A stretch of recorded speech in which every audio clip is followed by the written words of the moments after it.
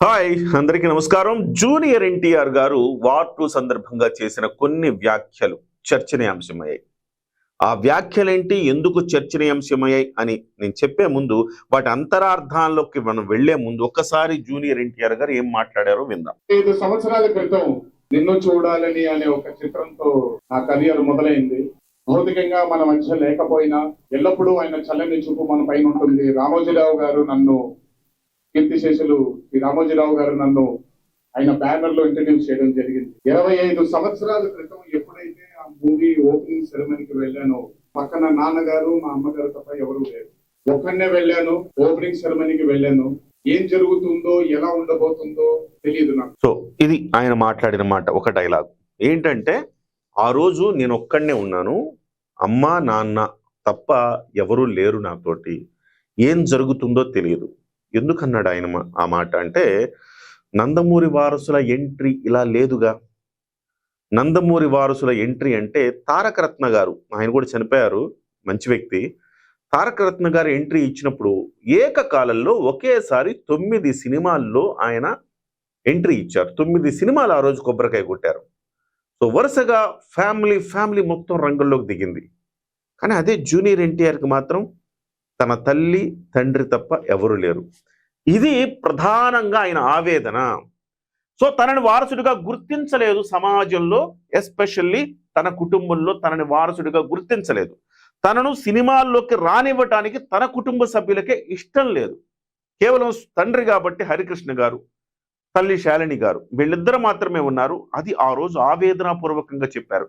ఆ రోజు ఏం జరుగుతుందో నాకు తెలియదు, కానీ ఇవాళ ఈ స్థాయికి 25 ఏళ్ల పాటు ప్రస్థానాన్ని కొనసాగించారంటే ఇదంతా కూడా మీ యొక్క ఆశీర్వాదం, మీ యొక్క ఆదరాభిమానాలు మాత్రమే కారణమని చెప్పే ప్రయత్నంలో జూనియర్ ఎన్టీఆర్ గారు ఆ డైలాగ్ వాడారు.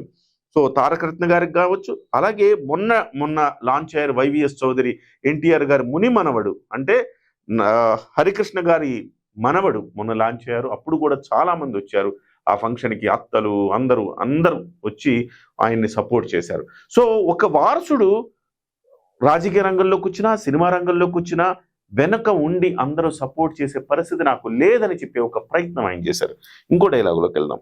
ఎన్ని సంవత్సరాలు ఎన్ని యుగాలు దాటినా మరువలేని పేరు విశ్వవిఖ్యాత నట సార్వభౌమ నటరత్న పద్మశ్రీ డాక్టర్ నందమూరి తారక రామారావు గారి ఆశీస్సులు మన మీద ఉన్నంత కాలం, నా మీద ఉన్నంత కాలం నన్ను ఎవ్వరు ఆపలేరు.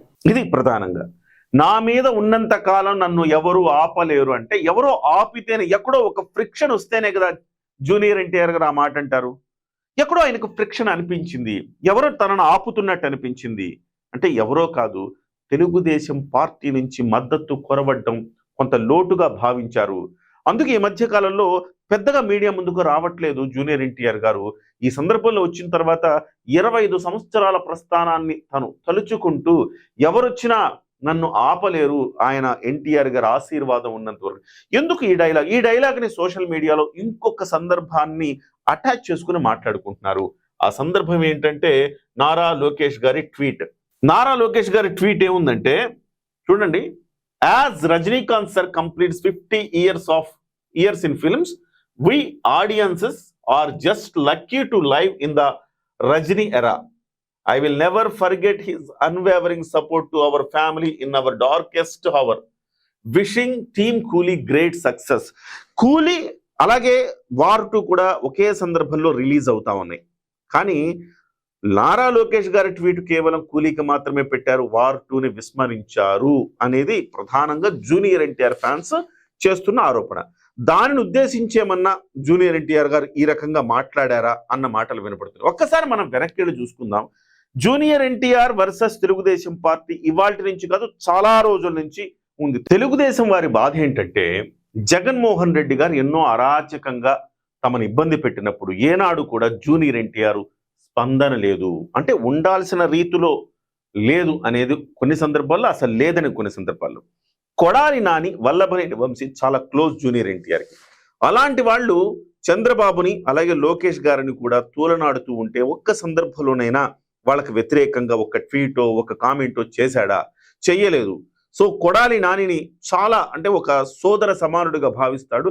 అలాంటి వ్యక్తి తన అంటే తన మామయ్యని, తన మేనమామ చంద్రబాబుని అంటుంటే చూస్తూ ఉన్నాడు. అలాగే భువనేశ్వరి గారిని అసెంబ్లీ వేదికగా నానా మాటలంటే కనీసం అతను స్పందించాల్సిన రీతిలో స్పందించలేదు. ఎన్టీఆర్ గారి పేరున్న హెల్త్ యూనివర్సిటీకి తీసేస్తే దాని మీద కూడా స్పందన నామమాత్రంగా ఉంది.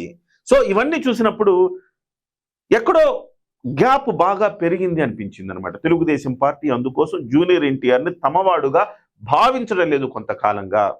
సో ఇదే జూనియర్ ఎన్టీఆర్ కొంచెం కష్టంగా అనిపించి ఉండొచ్చు. సో ఇందులో ఎవరిది తప్పు ఎవరిది ఒప్పు అంటే వాస్తవంగా చెప్పాలంటే జూనియర్ ఎన్టీఆర్ స్పందించి ఉండాల్సింది, ఇంకొంచెం ఘనంగా గట్టిగా స్పందించి ఉండాల్సింది. ఎందుకు స్పందించి ఉండాలి అంటే జూనియర్ ఎన్టీఆర్ గారు ఒక మాట అన్నారు చూసారా, నేను అమ్మ నాన్న మాత్రమే నిన్ను చూడాలని ఉంది ఆ కార్యక్రమానికి, అంటే ఓపెనింగ్ సెరమనీకి మేము ముగ్గురం మాత్రమే ఉన్నాం, ఎవరూ లేరు అన్నప్పుడు చంద్రబాబు నాయుడు గారు ఆ తర్వాతి కాలంలో చంద్రబాబు నాయుడు గారికి జూనియర్ ఎన్టీఆర్ అవసరం ఉందనుకున్నారా లేదనుకున్నారా అన్ని పక్కన పెడదాం. చంద్రబాబు నాయుడు గారు జూనియర్ ఎన్టీఆర్ని ఆ ఫ్యామిలీకి దగ్గర చేశారు, అదైతే వాస్తవమే కదా.